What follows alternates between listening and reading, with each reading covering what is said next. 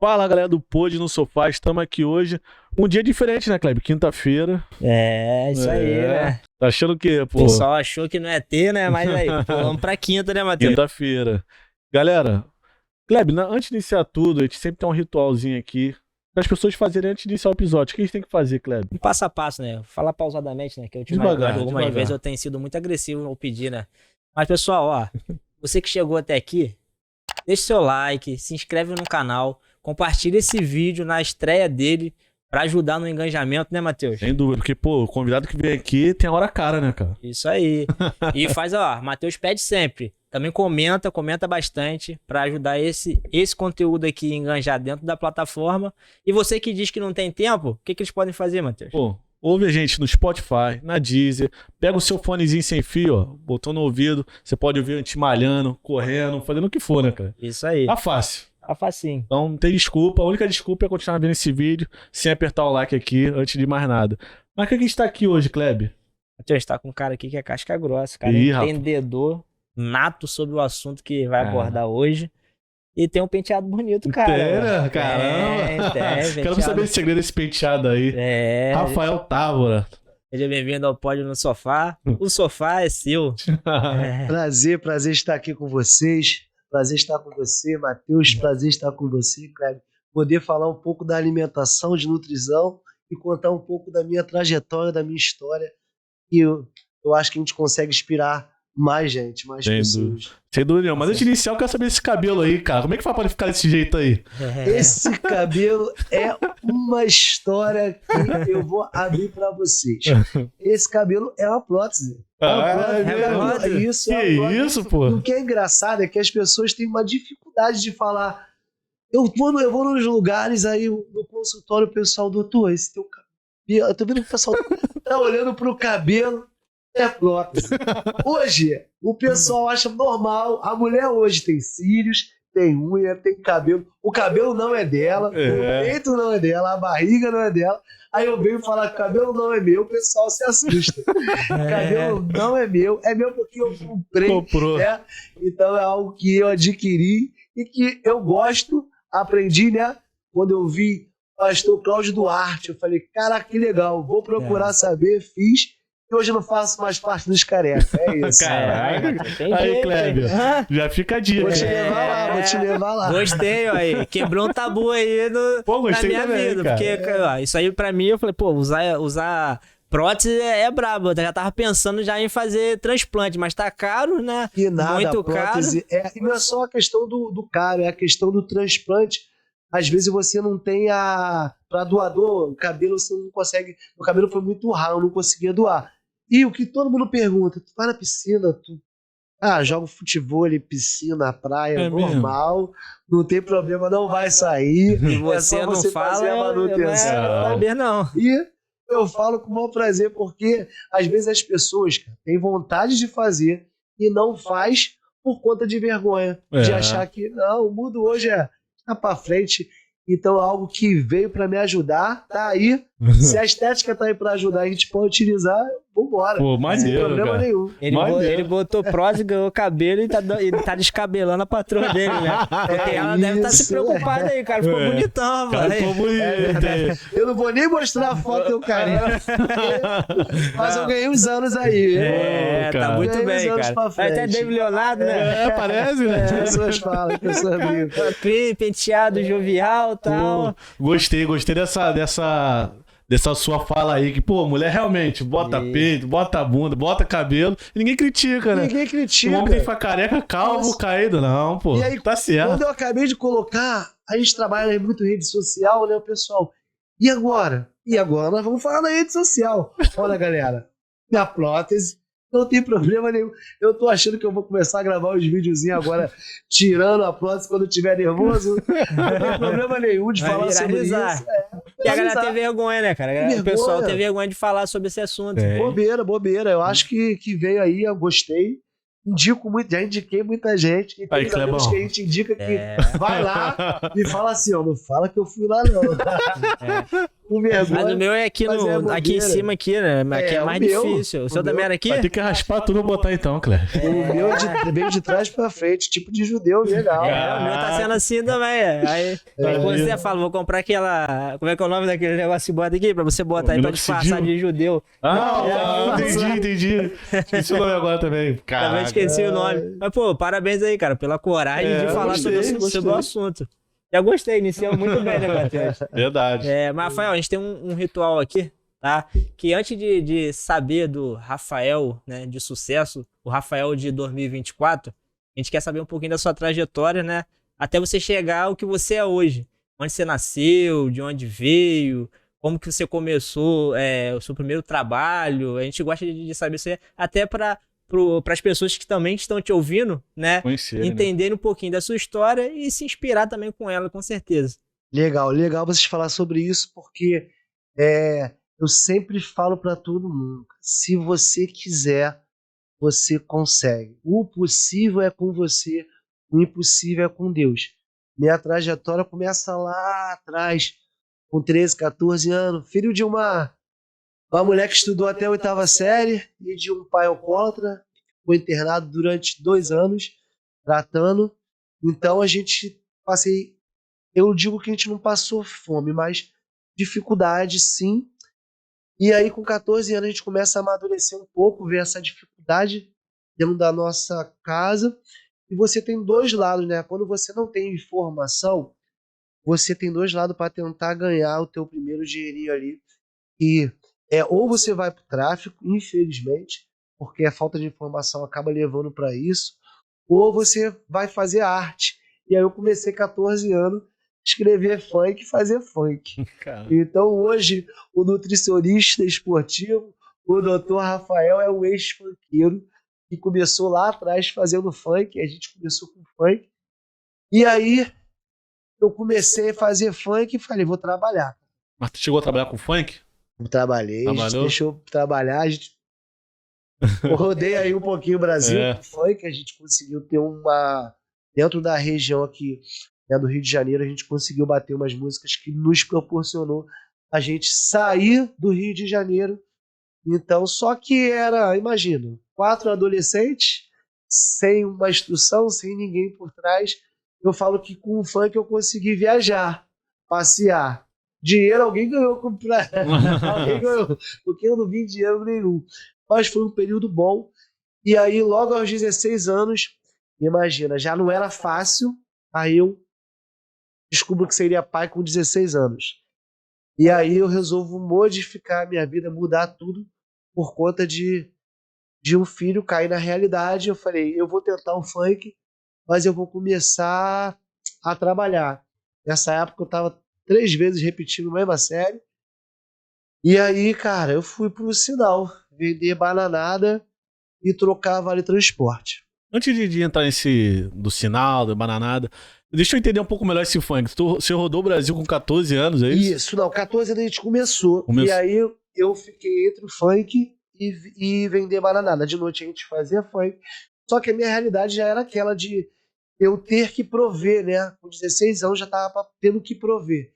Então eu ficava entre o funk, de noite, a correria e trabalhar vendendo bala, trocando bala de transporte, para poder também até pagar as coisas no início, né? Do funk, atrás do sonho. Meu sonho naquela época era o funk.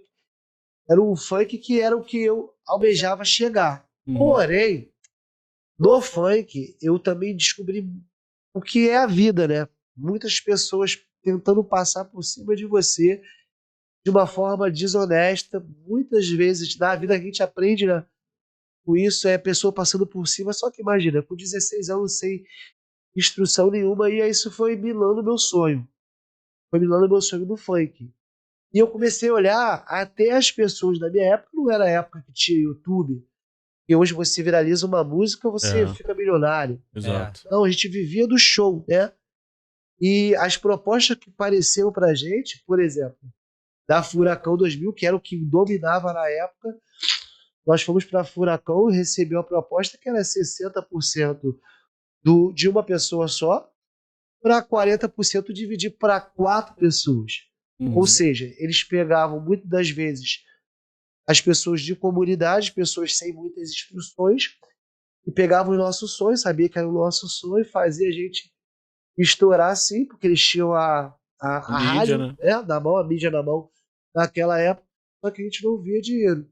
Só que aí eu acho que foi, graças a Deus, a gente não chegou a assinar nada. E nisso a gente falou, cara, ou a gente não vai chegar. Ou a gente vai chegar de uma forma diferente de todo mundo, né? E a gente vai ir contra o sistema. Ou eu não vou fazer parte desse sistema porque a gente vai ter que ralar, fazer 4, 5 shows.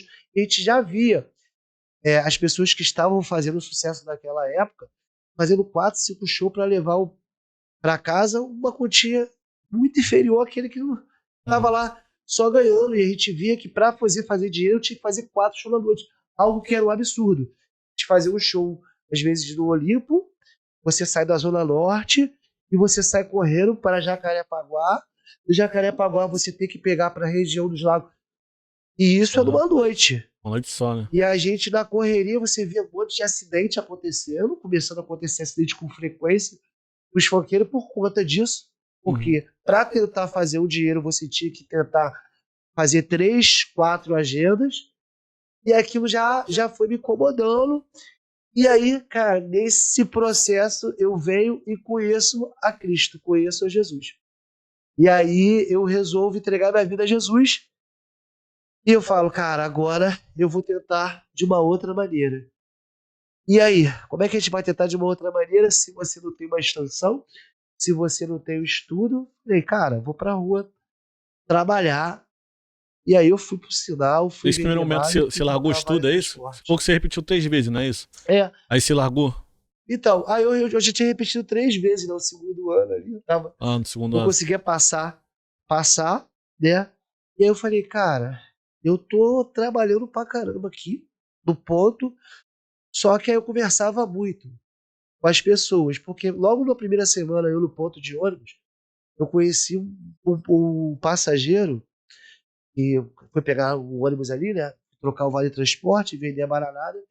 E ele falou assim, garoto, você é muito educado pra estar aqui. Porque eu tentava ir arrumado, tentava mostrar algo diferente. Diferencial, né? O diferencial, né? Ele falou assim, filho, você tem que estudar, você é um menino muito bonito, novo, você tem que estudar. E eu ficava naquilo, cara, pô, eu vou estudar, não consigo falar direito, escrever direito, não vai dar certo, isso aí não vai dar certo não. Mas na rua, eu comecei a ver assim, cara, eu acho que se eu colocar Deus em primeiro lugar e acreditar que posso, eu vou tentar. E aí eu retomei a caminhada no segundo grau, tentar fazer o meu melhor dentro das minhas condições. E aí, cara, eu consegui até que terminar aquele ano que foi 3 anos sabático repetindo a mesma série, eu consegui passar e terminar o segundo grau. Aí eu venho, termino o 2º grau, e aí não tinha condições de fazer a faculdade, né, por conta de valor. Só que a minha avó, cara, é a técnica de enfermagem. Eu sempre tive uma vontade de ajudar as pessoas. Era algo que meu coração pulsava. E aí fui começar a ver um curso para fazer, curso técnico de enfermagem, para tentar chegar um dia na faculdade. Eu não desisti do meu sonho. Só que eu percebi que para chegar lá, eu ia precisar de alguns degraus. Mudou o É por isso que eu percurso. sempre falo que a gente não tem que se vitimizar. Para uns sempre vai ser mais difícil, mas se você quiser, você chega. E aí tinha um curso naquela época que era de um vereador. As pessoas zoavam que não era reconhecido. Eu procurei ver e realmente ele era reconhecido. Só que você pagava só a apostila, que era o famoso Albano Reis. Eu zoava muito, pô, o curso do Albano Reis, mas eu fui lá. Minha condição que me dava era fazer o curso do Albano Reis. E aí, as pessoas, pô, mas no Albano Reis não vão te aceitar em lugar nenhum. E aí eu terminei já o curso, já consegui o meu primeiro emprego. Aí foi quando eu comecei a trabalhar no emprego formal, que foi trabalhar dentro de um hospital. Por quê? Porque quando nós fomos estagiar, e a gente estagiava com outras pessoas que faziam em cursos mais caros, existia aquele preconceito. As pessoas olhavam para o jaleco do Albano Reis e isso aí não sabe nada. Então eu já sabia que tinha o preconceito da teoria. Só que eu falei, cara, se eu não tenho a teoria, eu vou na prática. Então eu me esforçava mais. Alguém vomitou, algum paciente precisava estar evacuado. O pessoal queria um pouco meio que nojo, não, eu tinha comigo. E aí eu fui desenvolvendo lá, né? E, cara, o que eu te falo, quando eu comecei falando que o possível é comigo e o impossível é com Deus, e eu acho que Deus sempre estava no impossível. De lá eu já consegui meu primeiro emprego. E aí, cara, eu não sei o que é ficar desempregado. Tem 12 anos trabalhando como técnico de enfermagem. E aí eu percebi que, cara, que tava na hora de voar, né, de tentar dar voos mais altos. Por quê? Porque como técnico de enfermagem, as pessoas chegavam, eu treinava as pessoas, eles trabalhavam comigo, perdiam contato por alguns anos, daqui a pouco eu via que essa pessoa era chefe, se formava e era chefe em algum outro hospital. E aí uma vez, uma enfermeira chegou para mim e falou assim, Rafa, vem trabalhar aqui comigo, eu tô na chefia de tal hospital. Eu fui lá, né? Lá com ela. Ela chegou, Rafa, você é um garoto sensacional. Mas se você não estudar, você não vai conseguir passar daí. E aí eu lembro que eu falei, cara, eu vou fazer a faculdade. Só que o valor da faculdade era o valor que eu recebia. Eu já estava começando a minha vida, já estava casado, com a minha esposa, que é a mãe dos meus 2 filhos, graças a Deus. E aí a gente sempre me ajudou, me apoiou nisso. Então eu falei, cara, amor, eu vou fazer a faculdade. E ela falou, tá, quanto que é a faculdade? 1.600. Quanto é que você ganha? 1.600. E a gente vai comer o quê? Amor, você acredita? Acredito. Então ela trabalhava, me ajudava, e eu fui trabalhar em 3 empregos atrás desse sonho de concluir a faculdade. E é por isso que eu te falo, cara, se você também tiver com a pessoa certa, existem mulheres que chegam na vida da gente para somar. Tem mulher que te afunda, mas tem mulher também que te leva. E se hoje eu cheguei em algum lugar hoje, é por conta também que tinha alguém atrás por mim, dando total suporte. E aí, cara, fui pra guerra. Trabalhava em 3 empregos, fui pra guerra e comecei a faculdade. E aí, Só cortando você um pouquinho. Quando você começou a faculdade, você tava quantos anos nessa época? então, eu me formei lá Não, quando você iniciou, nesse período na que faculdade, quando você iniciou. 29 para 30 De anos. 9? É, já, porque eu fiquei. O que acontece? Para quem, alguém que saiu do funk e não tinha nenhuma informação, eu consegui trabalhar como técnico de enfermagem, aquele para mim já era meu auge. Alguém que não tinha perspectiva, filho de alguém que não tinha instrução, João Cota, que diziam pra gente, pra mim e pro meu irmão, que a gente não ia chegar a lugar nenhum. E nós íamos, seus filhos não vão passar de 20 anos, só anda largado aí. Então aquele cara que não era nada, ser técnico de enfermagem e conseguir conquistar a minha casinha. Dentro da comunidade, mas a minha casa. Aquilo pra mim já era um ápice. Eu achei que... Entendeu? Então, demorou 12 anos pra minha ficha cair. Eu poderia traçar voos mais altos. Então, eu comecei a faculdade bem tarde, comparado, né? Com 30 anos. Eu perguntei porque você falou que trabalhou 12 anos, né? Na área então. técnica de isso enfermagem. aí, 12 e 20, isso aí. Porque 12 anos porque eu fiquei fazendo a faculdade, né? E até eu me formar para me poder. Deu 12 anos certinho. Porque foi o tempo de eu me formar. Aí foi por 28, 29, com 32 eu tava me formando, aí eu comecei a traçar a carreira da nutrição. Eu tenho muitas dúvidas aí, que Sim, você já deu um panorama aí, mais ou menos, assim, que a pergunta realmente foi essa, o que foi a sua trajetória, mas você falou bastante coisa, assim, várias coisas eu fiquei com dúvidas. Vambora. A do primeiro eu vou voltar no funk ainda, porque eu ainda não entendi bem essa... Não, eu gosto, na verdade, do Rafael de hoje, de nutrição. Mas do funk eu quero entender melhor, que eu falo, porra, do Brasil inteiro. Você é o quê? Cantor? Era cantor? Não, eu tinha um grupo chamado Os Modelinhos. E eu não era o cantor, eu dizia que eu era feio no grupo. Eu tava no grupo por conta que escrevia as músicas, eu era que dançava menos, mas eu era que escrevia e que acreditava e organizava tudo.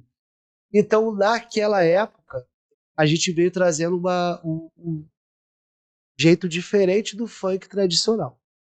Porque os funks que faziam sucesso naquela época, o pessoal andava muito, era de cordãozão, aquela coisa mais voltada de ostentação, e a gente veio com uma linha de modelo, de fazer algo de modelinho, justamente uma roupa diferente, um estilo diferente. Nessa época, o cabelo arrepiado era meu ainda.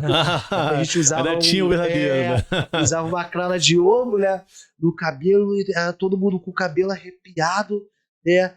E eu acho que naquela época, foi a época que antecedeu o funk ao funk chegar ao que o funk chegou hoje.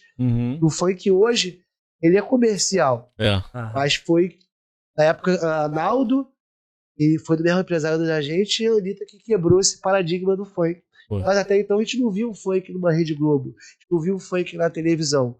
Justamente por quê? Porque o funk era feito de alguém com pouca informação e que falava muito errado, muito palavrão. Gíria, né? Muita gíria.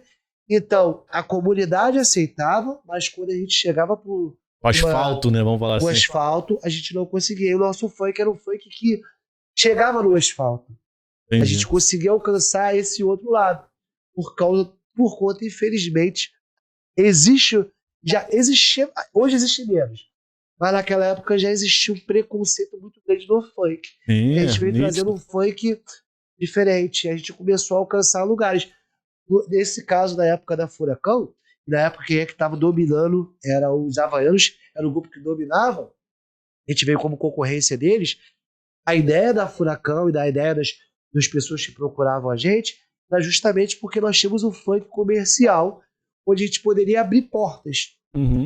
Só que ao mesmo tempo que o nosso funk ele era comercial para abrir portas, a gente conseguia viajar, funk carioca, a gente viajamos para Macapá, Amapá, São Paulo, Brasília, conseguimos viajar até Ascensão. No Rio de Janeiro a gente não teve muita ascensão, porque o Rio de Janeiro era dominado pelo Furacão. E aí a partir do momento que a gente, nas comunidades, começa a ter um destaque, e a Furacão tinha o carro-chefe deles. Na época eram os havaianos, começando a Anitta, e a gente bate de frente com o sistema, a gente dentro do Rio de Janeiro, a gente é jogado para a geladeira. É onde eu te digo que já existia um sistema. Sim, sem dúvida. Só que o empresário, na época, o nosso empresário, ele falava o seguinte: realmente o Rio de Janeiro a gente não vai alcançar, mas eu vou levar vocês para fora. E aí foi aonde a gente conseguiu. Por isso que a gente viajou bastante. Porque lá em São Paulo a gente conseguiu ter mais repercussão do que aqui. Porque não tinha aonde foi essas coisas que foram minando. Foi algo que foi me minando também, porque novo. Eu via, cara, a gente só queria fazer. Era só um sonho, a gente só queria fazer. Mas vocês viajavam a beça e não via dinheiro, foi o quê? Era então, empresário... É aquilo que eu te falo. Imagina, vou você pega alguém que começou ali, 4 moleque. Como eles chegaram, na verdade, como eles chegou até você? Você escrevia a música, cantava então, ali... a gente esquecia a música, aí começou a ter concurso de bondes. Ah, entendi. E a gente começou a se destacar nos concursos. E a gente começou a fazer shows em casa de shows, né? Sozinho, por si sozinho. E aí começa aparecendo muito empresário. Só que a gente já tinha também um pré-conceito daqueles empresários que já via que era empresário de outro grupo de funk. Sim. Por quê? Porque a gente já... a gente estava naquele meio kamikaze, tudo nada. Uhum. Ou a gente vai pegar e a gente vai estourar, ou a gente não vai ser sombra e de ninguém, né? Ficar vivendo de migalha ali, rodando. Você achava que esse empresário já tinha um outro grupo que ele priorizava e ia... Isso, jogar... e a gente não queria fazer parte disso. Entendi.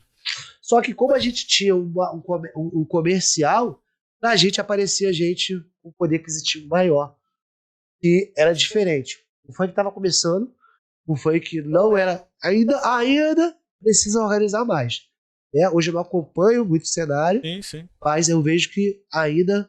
Tanto é que muitos do funk hoje que fizeram sucesso em fase como a Anitta, como a Ludmilla, elas tiveram que mesclar, né? Sair. Não era a Ludmilla, era a MC Beyoncé. Sim. MC Beyoncé não é comercial, Ludmilla sim.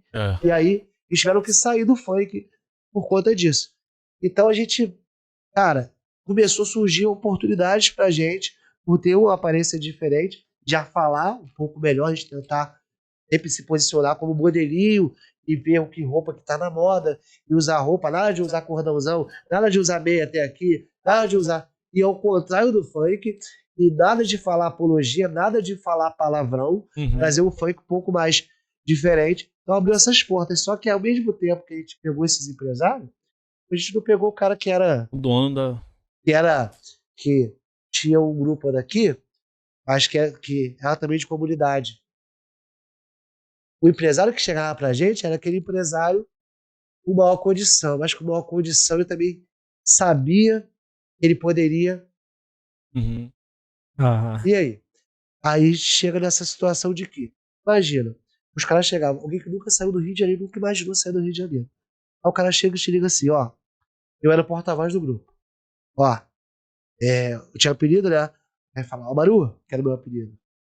Faz o seguinte, fala pros garotos preparar que eu vou levar vocês pra comprar roupa. Então aquilo pra gente era... É o auge, né? O auge. Pô, caramba. Vai comprar roupa pra gente. E semana que vem eu vou mandar a passagem e vocês voltar em São Paulo. Não. Pô. Eu já ligava pros garotos. Hoje, com a maior maturidade, a gente nunca perguntou o valor. Eu já ligava pros garotos. Aonde? É como se fosse o fruto do trabalho, né? Já tá prosperando. Tá crescendo. Tem noção? Nós vamos viajar de avião. Irmão, nós vamos pra São Paulo. Ó, depois de São Paulo, no outro mês, vocês vão estar em Macapá. A nossa alegria era poder... Era vendando a coisa, mas não tinha dinheiro. Vendando. Então, eu digo que não ganhou dinheiro porque os valores que eram repassados pra gente eram insignificantes. Porque, imagina, era um cara que veio... Se o cara contratou a gente pra ir pra São Paulo... que a nossa música está tocando na principal rádio de São Paulo, e estamos fazendo 7 shows nesse final de semana de São Paulo. Cara, hoje com uma consciência maior, era para voltar o dinheiro. Cara, imagina, volta R$1.000 para cada um. Para mim fazer R$1.000, irmão, era um dia... Ralava muito, né? Vai vender bala para tu fazer R$1.000. Ralava muito. Então, só de chegar lá, não pagar nada, curtir aquele momento, hotel... Você vislumbrar, passagem e show. Já achava que era muita coisa naquele momento. Era muita coisa.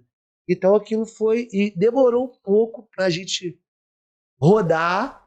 Teve que rodar um pouco pra cair a ficha. Aí, mas quando foi que vocês caíram essa ficha? Foi no... Então, essa ficha começa a cair.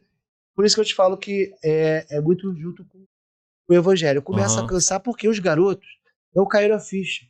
Não tinha por que cair. E até ali, eles não tinham obrigação na casa deles. Porque eles moravam com as mães. Só que eu já tinha um filho. Já entra nos... Já entrava uma situação... Uma responsabilidade, Uma responsabilidade. Eu ficava sempre entre um sonho e uma realidade. tu viaja 4, 5 dias.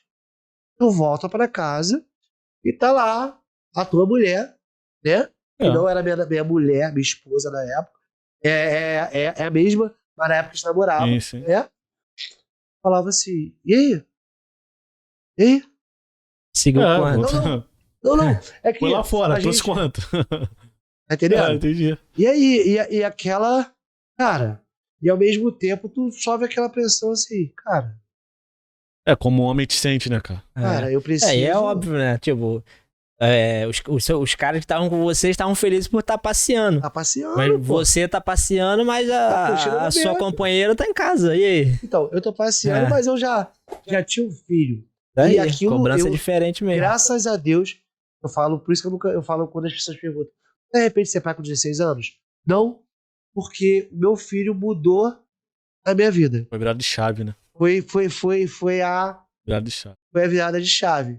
Então eu acho que se eu não tivesse filho, talvez eu tinha me perdido com a cabeça por aí, porque as oportunidades, as portas como se abriu, eram bem tentadoras.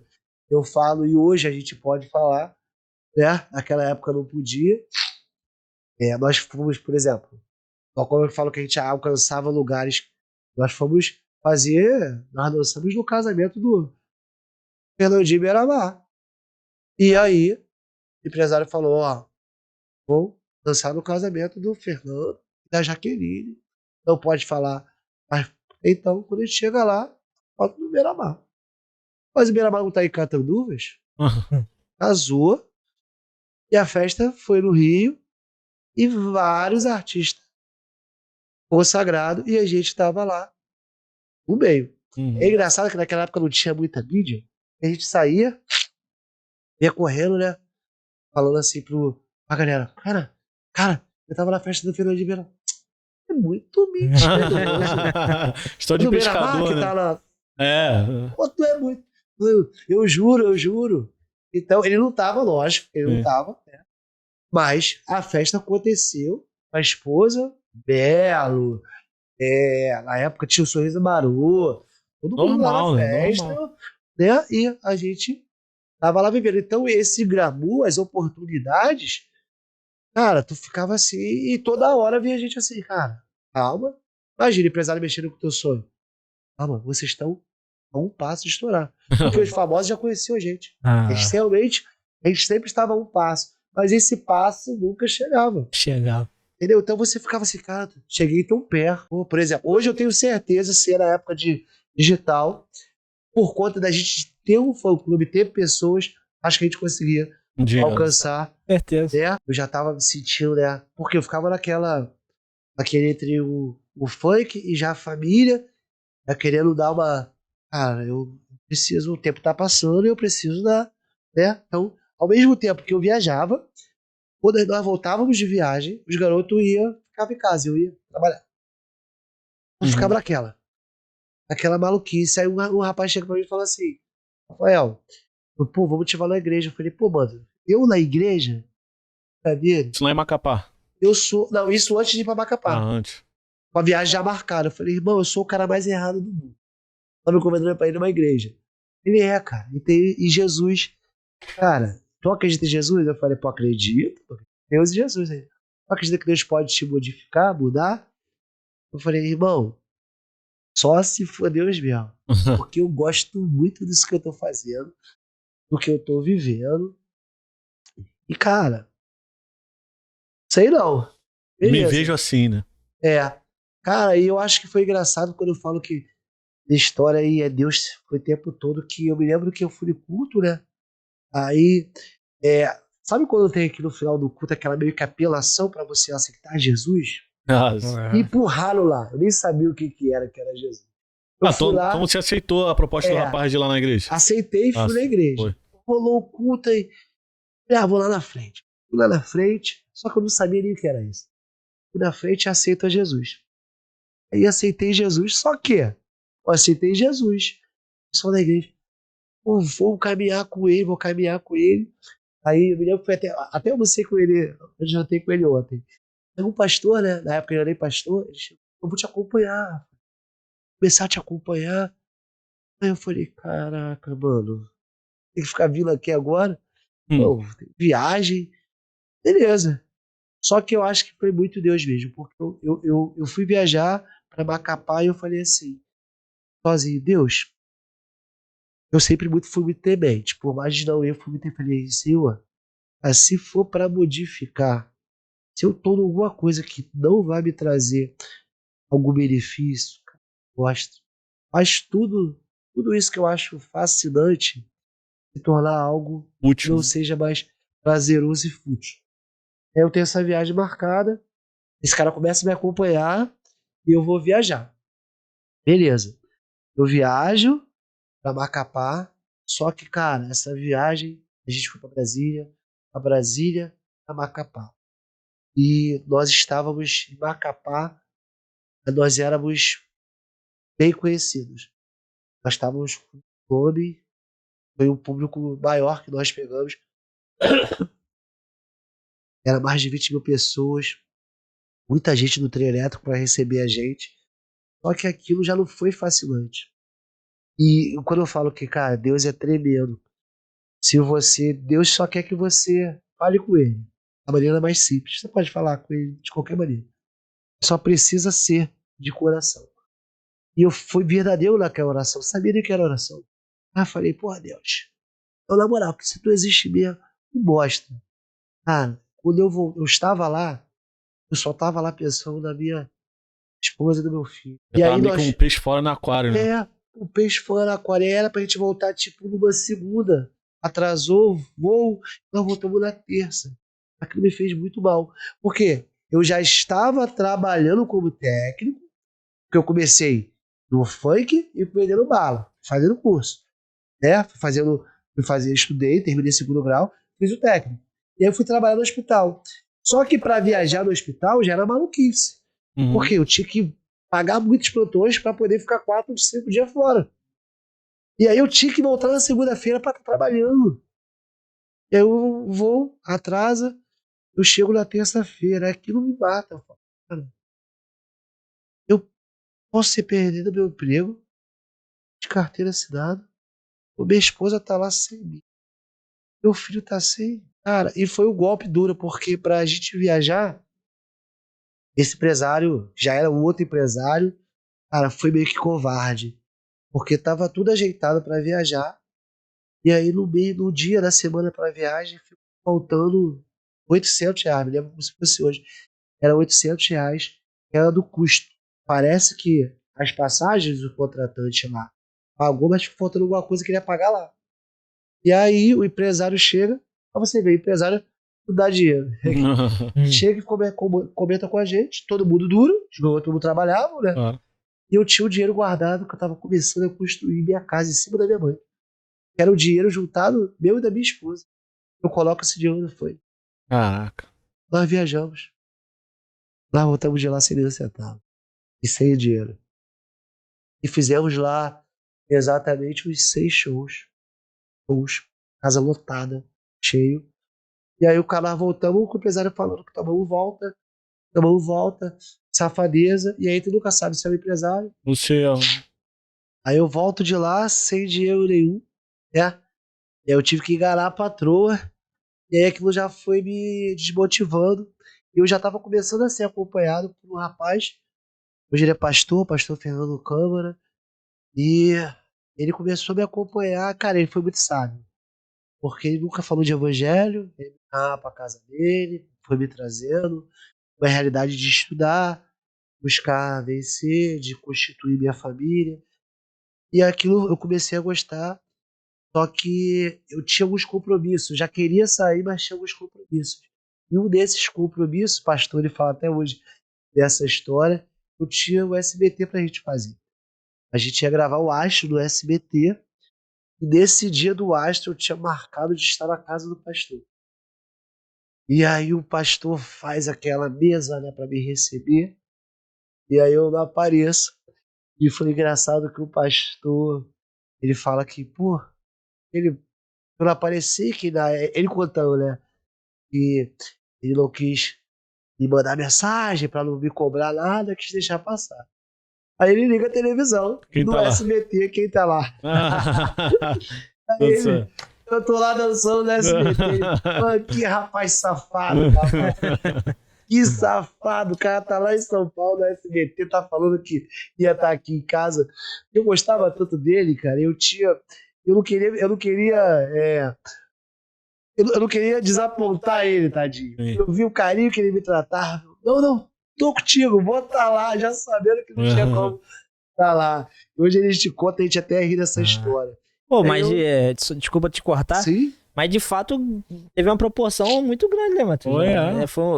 Foi no SBT. A gente conseguiu. É o que eu te falei, a gente chegou hoje, quando a gente senta pra falar, né? A gente fala, a gente bateu muito na porta. A gente foi mesmo empresário do Naldo, nós vimos o Naldo, o sucesso do Naldo, o início do Naldo Lula, o Naldo, porque esse rapaz que pegou a gente e o Naldo para fazer essa transformação, e o Naldo conseguiu. Quando eu falo que cada um tem uma trajetória, tem uma história, não era para ser por algum motivo que naquela época eu não sabia o porquê. Mas hoje Deus tem me mostrado que não era aquele lugar para mim, não era para mim estar ali. Nada contra, por isso eu nunca falo mal do Flank. Mas eu falo que não era para mim. Não era para mim. Quando as pessoas falam assim, tu é frustrado por ter batido tanto na porta, e você conheceu todo mundo. Eu fiz aniversário da Viviane Araújo, eu fiz aniversário de famosos. Nós estávamos em evento dos famosos. Os famosos conheciam a gente e a gente não estourou.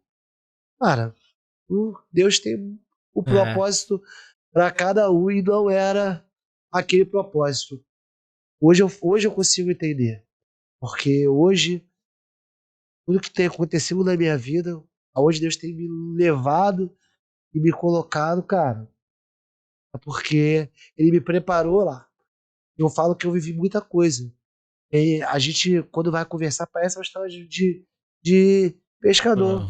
Cara que, pô, meu irmão, vendeu bananada, trocou vale transporte, era funkeiro, e é uma pessoa só que também trabalhou no hospital, era uma pessoa só cantando ali. Então foram experiências que hoje somaram e tornou quem eu sou hoje. E quando você decidiu fazer nutrição? Então, a minha paixão é cuidar de vidas. Minha paixão, eu não digo que é paixão. Desculpa te cortar, você iniciou a enfermagem ali, né? Ficou um tempo de enfermagem. 12 anos na 12 anos na enfermagem. E aí comecei a fazer. Aí você começou a ver outras pessoas virando chefe e tudo mais, e você falou, outras pessoas virando chefe, e essas pessoas que foram... Por quê? Pra mim, eu voltava pra casa, cara, não tive nada. Eu tinha um carro próprio. Eu já tinha uma casa. Aquilo, pra mim, pra minha esposa, cara, um cara de 16 anos, a gente que dizia que a gente não ia ser nada, que não conseguia ir em lugar nenhum. Aquilo pra mim era algo fascinante. Então, pra mim, tinha saído do zero pra... Eu estava no meu ápice, era o meu ápice. E essas pessoas abriram meus olhos pra falar assim, Rafael, cara, você consegue ir mais longe. A própria galera do hospital falava isso? A galera do hospital.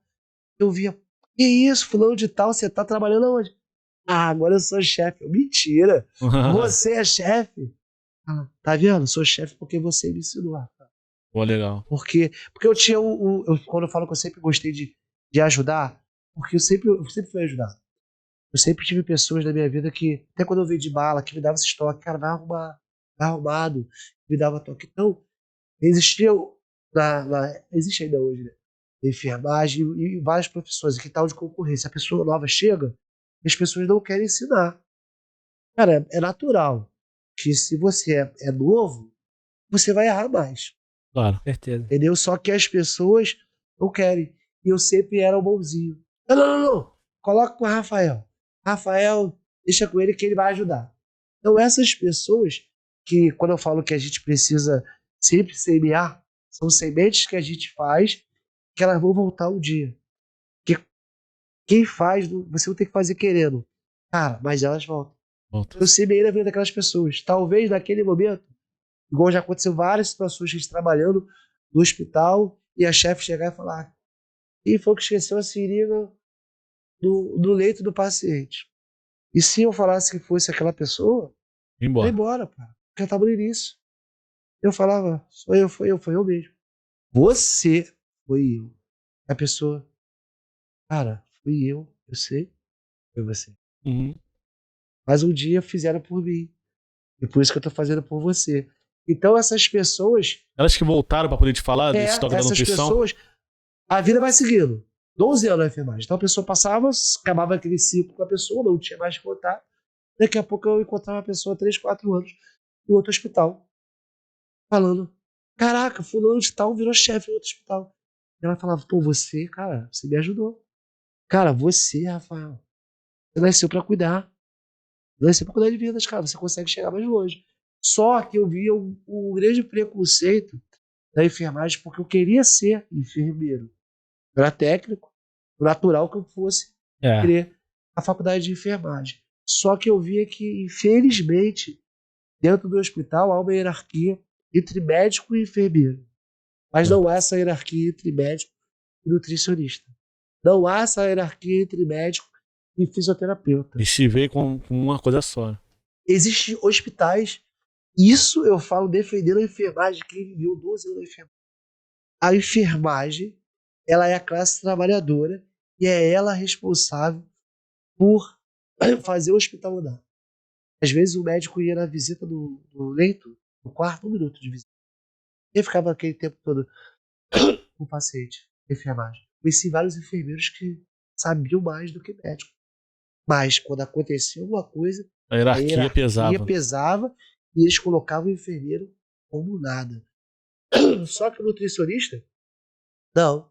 O nutricionista, eles respeitavam a área do nutricionista. Eles respeitavam o fisioterapeuta. Foi onde eu falei, cara, eu vou para nutrição para poder ter essa autonomia. Voz, né? Então há essa hierarquia no hospital e na nutrição já não existia. Aí eu fui pro pulo do gato e falei, cara, eu vou fazer nutrição. Mas as pessoas falavam assim, cara, sabe quantos nutricionistas ele consegue emprego? Porque o hospital depende de 3 nutricionistas, 4. Mas depende de 500 enfermeiros. Tu vai fazer nutrição, eu sempre tive isso comigo. Cara, o possível é comigo, o impossível é com Deus. Eu vou ser o melhor. Para mim vai ter emprego. Não vai ter emprego para quem vai fazer mediano. Eu vou ser o melhor. E aí eu fui e começo a fazer a faculdade de nutrição. Arrumo 3 empregos, vou trabalhar 3 hospitais. E nessa faculdade que você falou que custava 1.600, era justamente a de nutrição mesmo? O técnico de enfermagem ganhava 1.600. Entendi. E aí eu falei, pô, não tem condições de estudar para fazer a faculdade pública. Fora da minha realidade. Vai ser particular mesmo. Chegou com a tua mulher ali, falou pra ela, vão apertar. Falei, vou apertar. Entendeu? Cara, eu vou atrás. Tu acredita? Ela, cara, se eu não acreditasse contigo... Já tinha ido há muito tempo, eu já tinha ido há muito tempo. Tô contigo até agora, vambora. Isso aí faz muita diferença, cara. Aí eu falei, cara, vambora. E fui. Arrumei meus 2 empregos. E aí foi algo meio surreal. Por quê? Eu sofri a faculdade toda de viver sempre passando com a média. Máximo a média. Mas não era o porquê eu não me esforçava ou não tinha capacidade. Eu trabalhava em 3 empregos. Muita coisa. Anos dentro de uma realidade totalmente diferente da maioria que estava fazendo. E tá iniciando lá com 18 também. Com 18, com 19. 19, né? Ali vai voltar para casa. E outra coisa, quando eu iniciei a faculdade, os trabalhos, cara, eu peguei a época de... Eu não vou revelar a minha idade, né? Eu peguei a época de maquete. Tô com 37 anos agora. Era a época de papel massa fazer o trabalho. E a professora chegava e falava assim, pesquisa. Então aí eu cheguei no ponto que eu achei, cara, aí vai ser difícil. Por quê? As pessoas, eu só estava sempre me esforçando para chegar na média. Eu sou da época de maquete. Tinha um computador, né? Eu não tinha computador, fiz faculdade sem computador. Então os trabalhos eram arquivos. Fazer isso, fazer aquilo. Cara, eu não entendia nada. Eu não entendia nada e não tinha computador. Só que eu tinha o quê? Eu tinha vivência que muitos não tinham. E aí eu falava para as meninas assim, cara, que essas meninas, que eu falo sempre foi Deus na minha vida, eu falava para elas assim, ó, vocês botam o trabalho, tiver que apresentar, pô, vai era funkeiro, deixa que eu falo, tiver que falar é comigo, e o lanche de vocês está garantido. Então, cara, eu já ia pra faculdade passando, comprando salgado, pipoca, levando Fazia pipoca aquele pra esquema, elas, né? Pra garantir já o trabalho que você não fez, né? E a menina ficava assim, caraca, não, vou levar. Ai, tá fogo, hein, Rafa, eu te levar nas costas.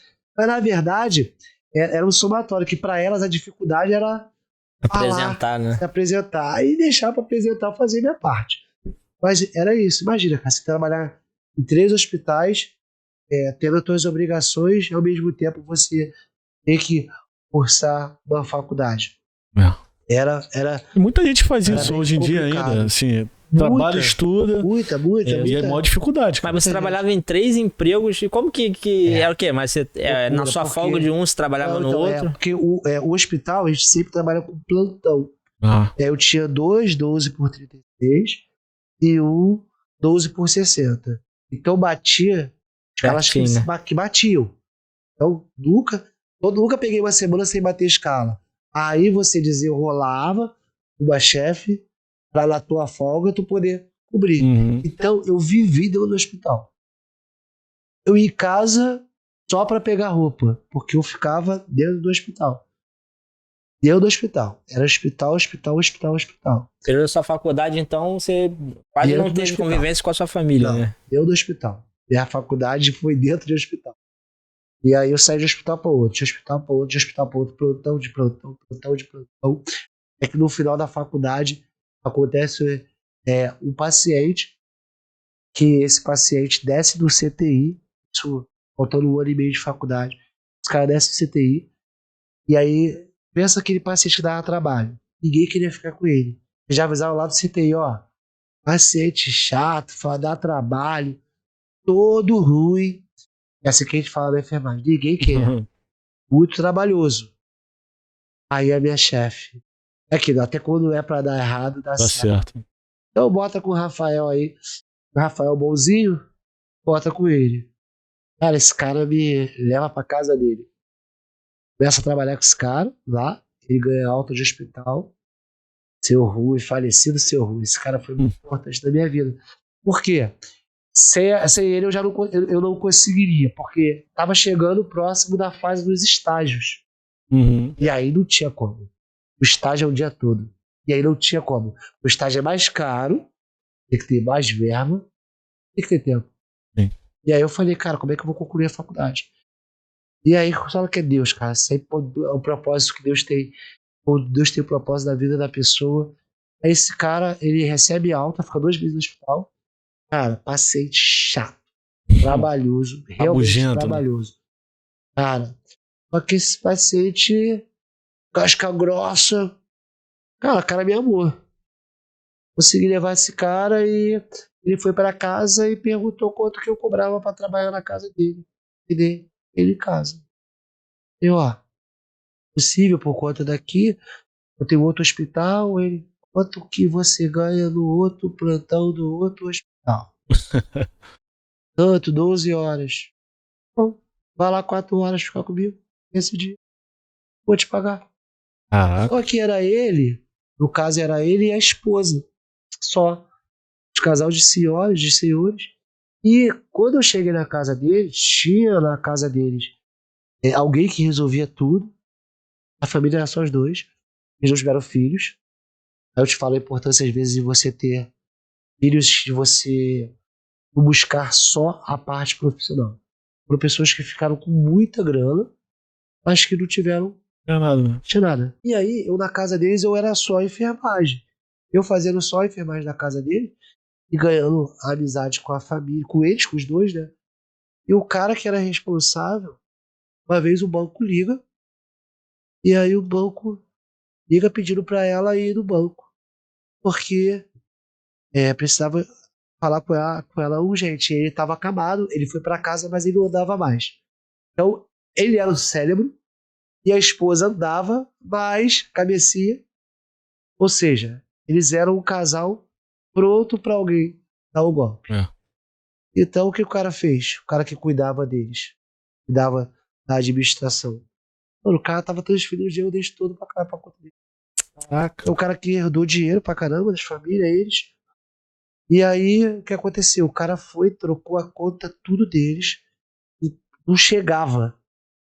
não chegavam na casa deles correspondência, porque eles mudaram o endereço, tinha o CPF, ligaram, mudou o endereço, mudou tudo, tinha o CPF, tinha tudo deles.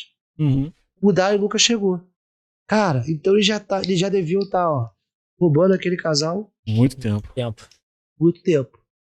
E aí, uma vez, ela falou, Rafa, você consegue? Ele falou, Rafael, tem como você levar... Porque ele já tinha cabeça boa. Corpo não, mas a cabeça muito boa. Eu comecei, acho que ele começou a desconfiar. Tem como você levar ela no banco? Eu fui levar ela no banco. Quando a gente leva ela no banco, a gente descobre que naquela conta o cara já tinha pego na faixa de 300 mil reais. Que isso? Valor surreal. 300 mil reais. E aí aquele cara passa a me tratar como filho. E aí eu saio dos hospitais, fico só em um, fazendo plantão só em um, porque a carteira assinada lá não era, eu também não sabia quanto tempo que ele tinha de vida, né? Esse era o meu medo. Mas foi o tempo suficiente. Eu gostaria deles ter me visto, visto eu formado aonde que eu cheguei, porque foi o cara que ele se tornou um pai. Eu ia pra casa dele, ficava o dia todo na casa dele. Eu já não era mais enfermeiro. Eu ia no mercado, eu fazia tudo. Cara, ele chegava, você vê a inocência. Você o dinheiro, quando a pessoa corre atrás do dinheiro, o dinheiro pra quem não tem muito, pra quem tem não é nada. Acabava o dia, ele falava assim, vai lá no armário, gente. Ele tirava no banco, eu levava ele no banco de cadeira de roda, tirava uns 30 mil por mês, pra deixar em casa. Aí, era 100 reais que ele me dava, diária, 120. Aí chegava lá, falava assim, Rafael, pega um dinheirinho pra você. Pega lá uns 300, pega lá. Eu nem pega o que eu quisesse, cara. Não tinha controle. Tá vendo, né? Entendeu? Porque confiava. E eu pegava lá, pego o dinheirinho, ficava já tudo com eles. Eu tô ali, cara, foi onde eu consegui fazer o restante da minha faculdade. Você vê como que é as coisas, né? Tipo, um paciente que ninguém quis ficar, né? Que por causa do temperamento do cara, foi um cara que te abençoou muito, né? Tipo, foi o cara que te fez viver mais, né? Porque você tava, pô, sacrificando o seu tempo, sacrificando sua vida mesmo em 3 trabalhos. Eu né? não ia conseguir, cara. Hoje, porque o estágio na faculdade particular ele é mais caro. E ele requer tempo. Se eu saio do emprego pra ter tempo, eu não tinha dinheiro. Não ia ter dinheiro. Mas lá você tipo assim, você era técnico de enfermagem pra ele, mas era como se fosse um cuidador, né? Você fazia tudo, né? Na verdade, eu fui pra dar o banho. Era pra dar o banho e fazer os cuidados dele. Ele me chamou pra isso. Mas eu acabava de fazer os cuidados. Ela já tinha listinha de corpo lá no mercado. Aí ela... Porque ela era o corpo. O cérebro ruim. Então o que ela fazia? Rafael, eu quero ir em tal lugar. Era eu pra tudo. Eu virei o motorista. Como é que você se tornou esse cara que... Me tornei, o filho. Eu se tornei o filho deles. Entendeu? Eu me tornei o rapaz que fazia tudo pra eles. E esse cara, depois que descobriu, eles mandaram embora, né? Ele não foi mandado embora, sumiu. Sumiu? Ele mesmo sumiu? Sumiu. Pra não ser preso, né? Que isso aqui, sumiu. Na verdade, por que eles não colocaram pra frente? Você vê com a questão do valor. Hoje, relativo, pensando, né? É relativo. O medo deles é porque 300 reais não era significante pra quem tinha 5, 6 milhões na conta. Mas no caso é 300 mil, né? 300 mil. Se for 300 reais, eu... 300 mil reais. Mas pra ele, pô... Pra mim é o que se Eu falava, vou matar esse cara aí, cara. Vou matar esse cara aí, cara. Pro casal era 300 reais. Só que eu até tentei mais 2 vezes, o rapaz me atendeu. Eu falei com ele no WhatsApp na época, eu falei, pô, rapaz, eu vou te achar. Irmã, polícia, eu vou te achar, irmão. Não sei o que, pá. Só que ele falou um negócio pra mim, Rafa. Eles sabem a minha vida toda. Eu vivo dentro de uma cama hoje. A esposa sai aí pra comprar alguma coisa. É muito fácil ele fazer alguma coisa comigo. Como ele tá com medo, ele vai sumir. Esse dinheiro aí, pra mim, vai ser algo significante. O que ele perdeu foi um pai. Porque se ele fosse esperto, ele ia ganhar muito mais do que esse dinheiro. E isso foi comprovado, porque na época eu já tinha meu carrinho, mas era um carrinho meio ferradinho. Aí ele chegou e falou assim, nessa época, da faculdade ainda, né, não contei pra variar meu segundo filho. Descobriu que minha esposa está grávida novamente. Aí que negócio ia dar ruim. Do mesmo jeito, ele fala pra mim assim, Rafael, a esposa tá grávida. E aí? Não, tem que comprar um carro com ar. Tem que comprar um carro com ar. Eu falei, pô, como é que comprar um carro com ar, senhor? Não sei o quê. Quanto é que tu acha que é o carro que te atenderia? Falei, cara, carro popular, me atende. Ele, não, vem ver o carro bom. E, pô, pra você ver a inocência, né? Pô, o Siena pra mim, pô, Siena pra mim era o carro popular que eu ia conseguir dar o conforto. Tá batendo quanto esse Siena? Ah, eu falei uns 30 mil. Na época, uns 30 mil. Aí, beleza. Ah, no outro dia eu fui dar banho nele. Aí ele continuou falando o negócio do assunto do carro. Porque eu tinha muito medo de falar relacionado a dinheiro. Porque, cara, eu tinha acesso à casa do cara. Qualquer coisa que acontecesse, podia falar que foi você, né? Isso aí. Eu tinha muito medo disso. É. Entendeu? E aí eu ficava sempre meio cabreiro da questão falar algo financeiro. Qualquer um ficaria, né, cara? Tipo, o cara tá falando de dinheiro. Você sabia onde tava o dinheiro. Entendeu? Ele já me pagava muito mais do que era o combinado. Eu já tava ali no lucro. Porque ele falava assim: pega lá um dinheirinho pra você, Rafa. Eu pegava isso aí. Pô, R$300. Meu, pra fazer R$300 era plantão. Era dobrado. Pô. E eu ficava ali 3 horas na casa dele. Só que era aquilo. Ia pra casa. Do nada. Noite ela. Ai, Rafa. Vem aqui novamente. Tô precisando de você. Me ajuda. Cara, eu praticamente ia lá direto. Só que é o que eu te falo. E também a minha mulher, isso era fantástica. Ela nunca reclamava. Porque ela sabia que o cara. Eu voltava lá. A hora que for. Tava numa festa. Deixava minha esposa na festa e ela. Resolver. Então, tipo assim, já ganhei 300. Voltei lá. Me pega mais o dinheirinho lá, mais 300. Não, saí de lá. R$600, irmão. O dia. Ah, que isso, cara? Eu tô ganhando muito dinheiro. Então pra mim, tudo gera lucro. Então eu tinha medo. Aí a gente acaba de falar na banheira e fala assim: 30 mil? Tem certeza que dá 30 mil? Beleza. Chama a esposa dele. Faz um cheque de 30 mil. Dá na mão dele aí. Pô, cara, me deu um cheque na mão de 30 mil. Eu, seu Rui, como é que eu vou pagar, seu Rui? Como é que eu vou pagar?